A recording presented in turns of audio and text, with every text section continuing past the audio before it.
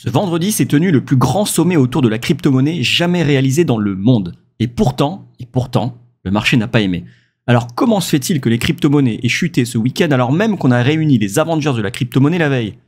Eh bien le marché est déçu et je vais vous expliquer pourquoi dans cette vidéo. Salut, moi c'est Jay, nous sommes le 10 mars 2025 et aujourd'hui on va analyser le Bitcoin, l'Ethereum et décoder ensemble les actualités crypto. Alors, est-ce que t'es prêt? On va commencer.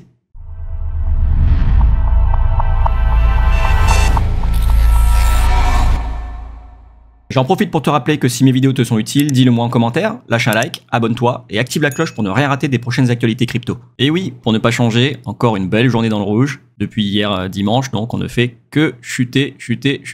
Et quand on pensait qu'il n'était plus possible de tomber plus bas au niveau des altcoins, eh ben on continue de creuser. Moi je vous le dis, on va trouver du pétrole. Alors même si c'est pas hyper alarmant pour le Bitcoin, clairement sur les alts, c'est un carnage. D'ailleurs quand on regarde l'indice de la peur et de la cupidité, on voit qu'on est retombé à 20, donc dans la peur extrême. Tout le marché est dans l'incertitude pour diverses raisons que je vais vous expliquer juste après. Et du coup, vu que le marché n'aime pas l'incertitude, eh bien il chute. Et avant de passer aux news, je voulais juste vous dire qu'à la fin de la vidéo, je vous réserve une petite surprise. Je vous donne mon avis sur la situation actuelle et ce pourquoi le Bitcoin, selon beaucoup de spéculateurs sur Twitter, serait coincé en dessous des 100 000 $. Et pourquoi on aurait une mood aussi morose vis-à-vis du Bitcoin et des crypto-monnaies alors que pourtant toutes les planètes sont alignées. Restez bien accrochés et regardez bien la vidéo jusqu'au bout. Alors jeudi les amis, on a Donald Trump qui a signé un décret historique dans l'histoire des crypto-monnaies. Il a donc signé un décret pour que les États-Unis constituent une réserve stratégique de Bitcoin, au même titre que l'or par exemple. C'est-à-dire qu'en parallèle de conserver de l'or en tant que réserve stratégique, ils vont également conserver du Bitcoin. C'est une révolution pour l'écosystème crypto. Bon, sur cette photo, ils ont quand même de belles têtes d'hypocrites, hein. Clairement, on a l'impression que Donald Trump, il signe, il sait pas pourquoi, il sait pas comment, mais il sait qu'il faut qu'il sourie, alors il sourit, mais Et à côté de lui, là, on a David Sacks, le tsar de l'IA et de la crypto-monnaie, pareil. Il y a que le jeune à côté qui, on a l'impression, c'est bon, lui, il a compris pourquoi il est là. Suite à ça, dès le lendemain, vendredi, se tenait à la Maison Blanche un sommet historique qui réunissait tous les grands pontes de la crypto-monnaie. Elle va appeler la belle brochette d'Avengers de la crypto. Et alors que vendredi, ils ont donc discuté et potentiellement légiféré sur l'avenir des crypto-monnaies et ce que les États-Unis vont donc en faire, eh bien les marchés ont dévissé. Alors pourquoi les marchés ont dévissé? Alors déjà, ils ont déjà commencé à dévisser dès le jeudi. C'est-à-dire que quand Donald Trump a signé un décret sorti de nulle part, pour finalement voter la réserve stratégique en Bitcoin qu'il avait promis depuis son élection, bah en fait, ça avait déjà été pricé par le marché. Donc finalement, il y a eu un événement de sell the news. Et le vendredi, quand ils ont eu leur réunion, leur sommet, bah en fait, ils n'avaient plus rien à annoncer. Ils ont juste dit, bah écoutez, la réserve stratégique, effectivement, on va la constituer, mais pas en achetant du Bitcoin. On va la constituer donc avec les Bitcoins qui ont déjà été saisis dans le cadre d'affaires judiciaires, criminelles, etc. Mais le contribuable américain ne va pas payer pour que l'État achète du Bitcoin. Voilà ce qu'ils ont déclaré. Et évidemment, ça a déçu parce que beaucoup d'investisseurs espéraient et s'attendaient à ce que, effectivement, les Américains, les États-Unis achètent du Bitcoin pour constituer cette réserve. Mais bon, ils en ont déjà 200 000. Ils en ont 200 000. C'est énorme. Et donc, ce sont 200 000 Bitcoins qui seront bloqués. Parce que dans ce sommet, Donald Trump a également annoncé que les États-Unis ne vendraient pas de Bitcoin, qui suivrait la règle d'or dans la crypto, on ne vend pas notre Bitcoin. Et ce sont les experts en réglementation de chez Cointelegraph qui le disent également. La déception des investisseurs face au plan de réserve stratégique de Bitcoin de Trump signale des attentes irréalistes de l'industrie. Il y avait tellement de hype autour de Trump, Elon Musk, Michael Saylor, tous les grands pontes de la crypto-monnaie qui poussent la crypto-monnaie vers le haut. Tout le monde s'attendait à ce qu'il y ait tas d'annonces à la fois sur les achats crypto, que ce soit en Bitcoin, que ce soit en altcoin, Ethereum, etc. Mais également, ils espéraient un assouplissement de la législation autour de la crypto, notamment des taxes. Ils espéraient une exonération des gains en capitaux sur la crypto-monnaie, par exemple. Mais non, rien n'a été annoncé, rien dans ce sens-là. Alors, ils ont quand même fini par corriger et dire, bon, on va pas en acheter, enfin, c'est pas le contribuable qui va payer. Par contre, Donald Trump a demandé à ce qu'on réfléchisse à des moyens de pouvoir acheter du Bitcoin. Comme par exemple, je vous donne des exemples, hein, c'est pas ce qu'il a dit, mais ça pourrait être vendre de l'or qui est détenu dans la réserve américaine pour acheter du Bitcoin. Par exemple, ça pourrait être également d'autres Bitcoins saisis, ou encore sur les économies faites par le Doge.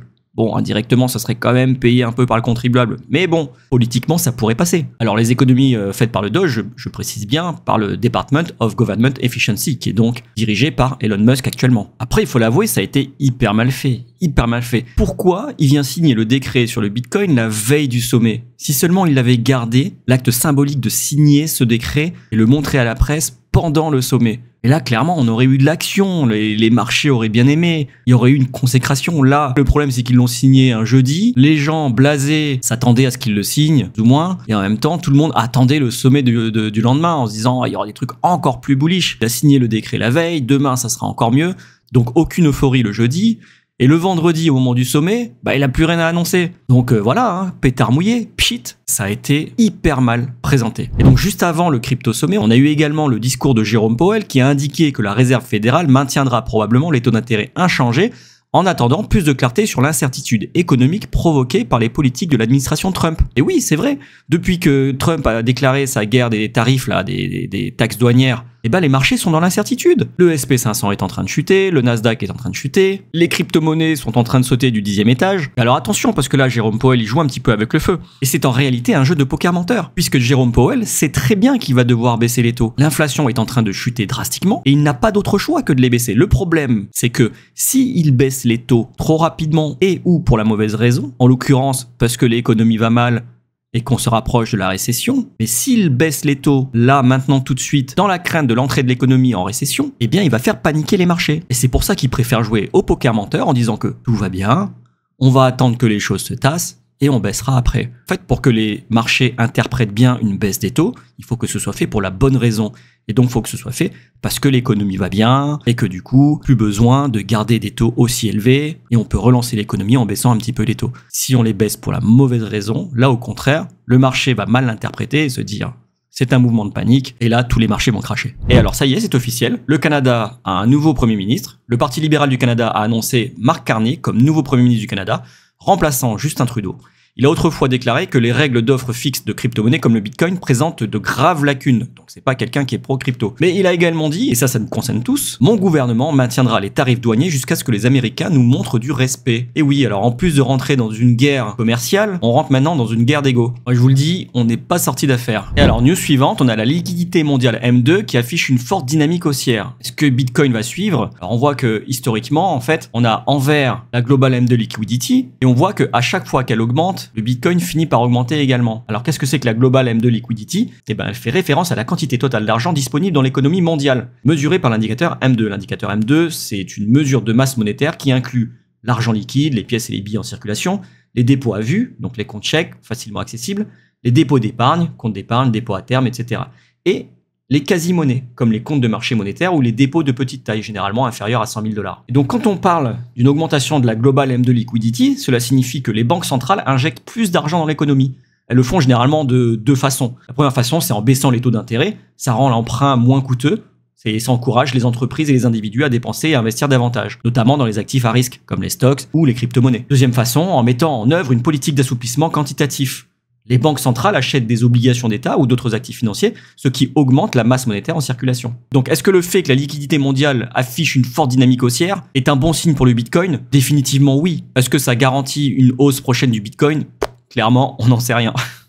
Alors, news suivante, on a Binance qui annonce que les membres de la communauté pourront bientôt voter pour décider quels projets seront listés ou retirés de la plateforme. Alors c'est une bonne et mauvaise chose en même temps parce que auparavant c'était Binance qui décidait exclusivement et donc la responsabilité appartenait à Binance de lister tel ou tel token. Ils faisaient leurs recherches avant pour voir si effectivement le token était legit avant de le lister. Maintenant, si c'est soumis au vote de la communauté, bon, j'ai un peu peur qu'il y ait des choses un peu trop exotiques qui arrivent sur les plateformes et qui soient accessibles au kingdom des mortels, quoi. Et le problème, c'est que comme il y a beaucoup de débutants qui arrivent à chaque marché haussier, eh bien, ça rendrait accessible des projets qui pourraient être potentiellement dangereux à des débutants qui ne savent pas encore trader, ni comment utiliser leur argent, ni comment utiliser le levier, s'ils utilisent le levier. Et donc, pour les débutants, c'est hyper dangereux. Donc, c'est bien sur la forme, oui. Après, dans l'utilisation, est-ce que ce sera à long terme quelque chose de positif pour la communauté? Je suis pas complètement certain. Et enfin, une news qui fait à moitié plaisir.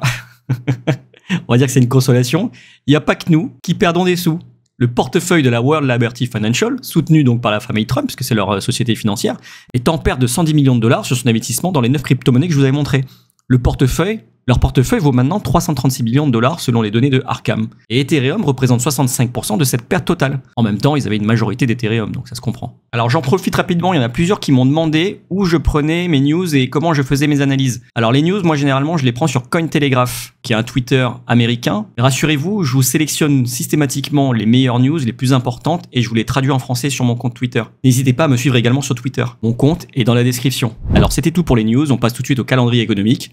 Aujourd'hui, pas grand chose. Mais alors attention, cette semaine, mercredi, on a le CPI, donc l'IPC Core. Mais attention, cette semaine, on a mercredi 12 mars 2025, on a le CPI à 13h30. Je vous rappelle que comme la France a changé d'heure, et que les États-Unis pas encore, il y a maintenant 1 heure de décalage pour les annonces et pour les sessions de New York. Donc quand vous aviez l'habitude de trader à partir de 15h30 pour la session de New York, maintenant ce sera à 14h30. Et mercredi, donc, les chiffres du CPI, ce sont des chiffres très importants. Ce sont eux qui participent à 50% dans la décision de la Fed de laisser baisser ou augmenter les taux directeurs. Et donc on passe aux inflow-outflow des ETF de vendredi, donc. Et sur Bitcoin, on a 409 millions de dollars qui sont sortis des ETF. Et sur les ETF Ethereum, ce sont 23 millions de dollars qui sont sortis. On appelle ça un slow bleed. Et alors sur les dernières 24 heures, on a eu 685 millions de dollars qui ont été liquidés, dont 543 millions en longue. Et oui, depuis hier, le marché ne fait que chuter. D'ailleurs, on le voit sur la liquidation heatmap.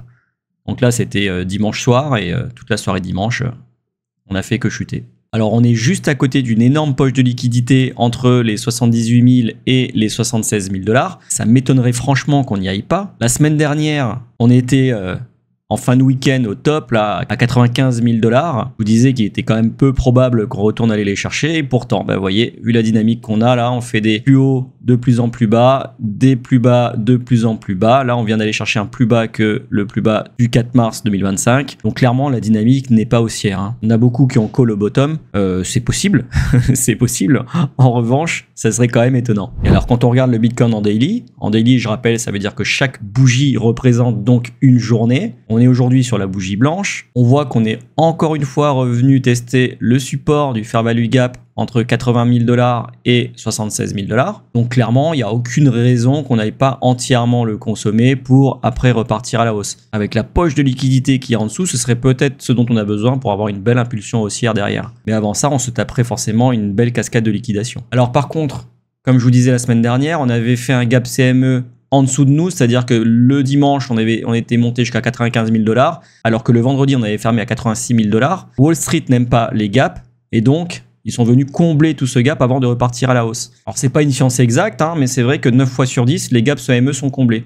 Et donc qu'est-ce que ça veut dire? Ça veut dire que puisque vendredi, nous avions fermé à 84 800 dollars, et que nous avons ouvert aujourd'hui à 82 000 dollars, il est fort probable qu'on a d'abord cherché donc, à combler ce gap, donc dans les 84 700, 85 000 dollars, pour ensuite redescendre en les liquidités dont je vous ai parlé tout à l'heure. Alors plusieurs scénarios possibles pour la journée, on peut très bien combler le gap, retester la zone pour ensuite repartir à la hausse, mais on peut très bien également combler ce gap pour ensuite repartir directement à la baisse. Faire ça, éventuellement remonter. Au moins vous savez, je reste quand même bullish, parce que quand on dézoome un petit peu, vous voyez, la trend haussière, elle est quand même pas encore remise en question, quoi.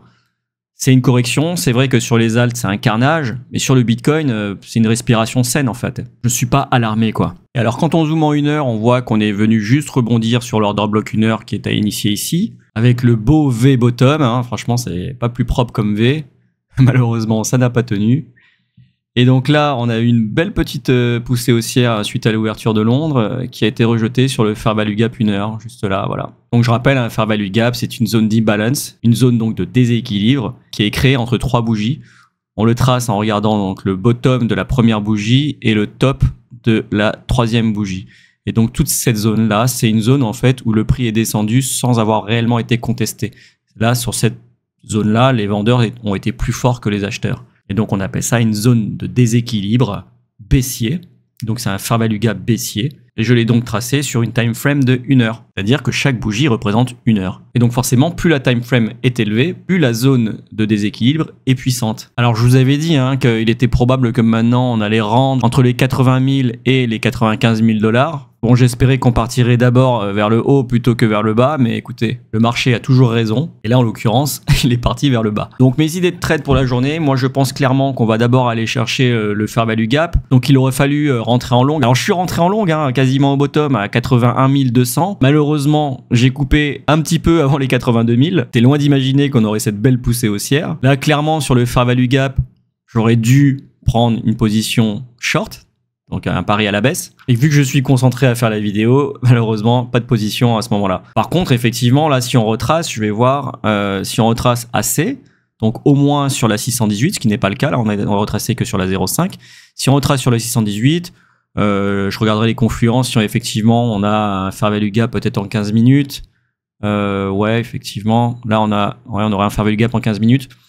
Ça correspondrait, si on revient sur la zone des 82 200, il est probable que j'ouvre donc une position à la hausse. Puisque selon moi, on va d'abord aller chercher le gap CME, comme je vous l'ai dit, qui se situe aux alentours de 85 000 $.